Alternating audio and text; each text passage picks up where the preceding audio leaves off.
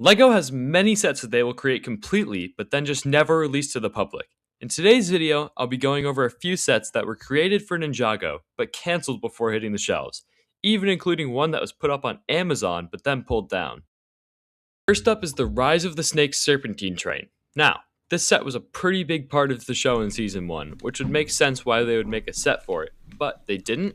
That's right, they decided to absolutely botch this set rather than release this beaut that they've already created. Great job, LEGO. Now, no minifigures were leaked for this set, but I would imagine there would just be a couple of Ninja and a few Serpentine. But they did leak preliminary designs that let people reverse engineer to see how the set could have been.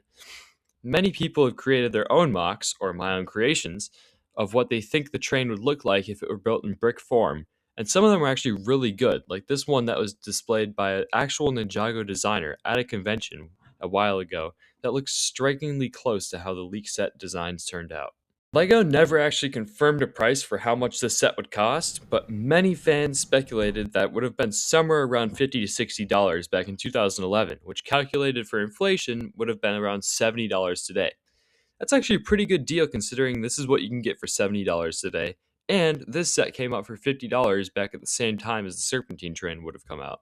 I feel like they could have focused more on the overall size of the set more, as the train cars are much too small to be able to recreate the fight scene that actually happened in there during the show. But it makes sense that they didn't want to release too many large sets, as the Rise of the Snakes wave was already massive with a lot of larger size sets. I feel like instead of making the tail super long, which may I remind you was not in the show version at all, they could have just added more train cars to keep it looking like the train that got turned into a snake instead of a snake with wheels slapped on. Honestly, I still really wish the set were made, but it makes sense that they didn't, as there was a lot of other great sets released. But really, guys? The next set is from the same season as the Serpentine Train, that being Lloyd's Treehouse. In the show, the treehouse acted as Lloyd's escape and evil lair from when he was still a kid who was trying to control the Serpentine. The set would have been riddled with traps, as it was in the show, to keep the ninja out, and it was speculated that it would come out for about $30, which seems crazy cheap until you look at how hollow it is and how cheap LEGO was back then. I mean, this was only $50. There weren't many fan models of this set, as it was a less popular design, but there was this one that I was able to find on LEGO Ideas that absolutely blew my expectations out the water. This mock is amazing. I mean, it has a ton of Easter eggs from the show, like the No Girls Allowed sign, the No Ninjas Allowed sign, Zane's Falcon, and Cole's head being able to be turned around to show hypnotized eyes.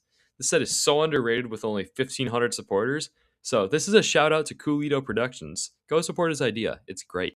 The minifigs for the set weren't revealed either, but I've seen many fans say that they would think this would be the perfect opportunity to get scales with his regular minifigure legs. And I would agree, since he wasn't general yet at the time that they were in the treehouse. This would have been a pretty sick set to get, but it also makes sense that it didn't release because the demand would have definitely been low in a wave of other sets that people really wanted. The next cancelled set is the Four Weapons Blacksmith, which funnily enough, we are now getting next year. I talked about that in my last video about the 25 biggest Ninjago sets. No concept art was released for this set, but now we have the new one, so it's no hard feelings, LEGO. That's good enough. Alright, this is the last Rise of the Snake set. I swear, I'll make it short. It was originally intended for them to make a City of Ouroboros set, and I have a pretty good feeling it wouldn't have included the spaceship that launched from underneath, because Rebooted wasn't even supposed to happen, but that's for another video. They ended up not making the set as the Wave's budget was already too high for another $100+ set, and tried to get away with calling this tiny little side build Ouroboros. For the next set, we are jumping all the way to the Hands of Time with the Vermilion Swamp. The set has no images released, but it would have been based off of the swamp Ray, Maya, Cyrus Borg, and Master Wu were kept in during the Hands of Time. Spitbricks brought up a pretty cool idea about a possibly cancelled set from the Ninjago movie, that being the makeshift plane that they made to escape Garmadon's fired generals.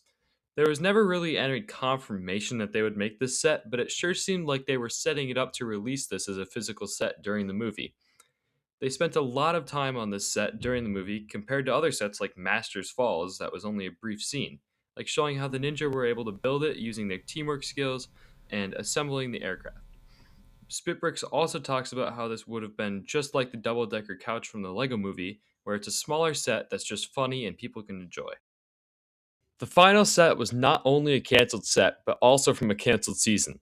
The Monastery of Ice would have been made from a mini season where the ninja go to visit an old man in his temple in a snowy area to retrieve a scroll from the monastery. This set was actually leaked because it was put up on Amazon early before being taken down when fans discovered it. This set has a pitfall trap in the bridge and 3 different floors. 9 minifigures would have been included with all 6 ninja, an old man, and 2 skeletons. 4 years ago, Generic Stud was able to reverse engineer the set to build it in real life. And honestly, it's pretty sick. If you want to see him do that, I'll link the video down in the description for you to go watch after. Looking into these sets got me thinking how sick it would be to make all of them in real life. So I've decided, if this video gets 1,000 likes, I'll start buying all of the pieces so I could build these.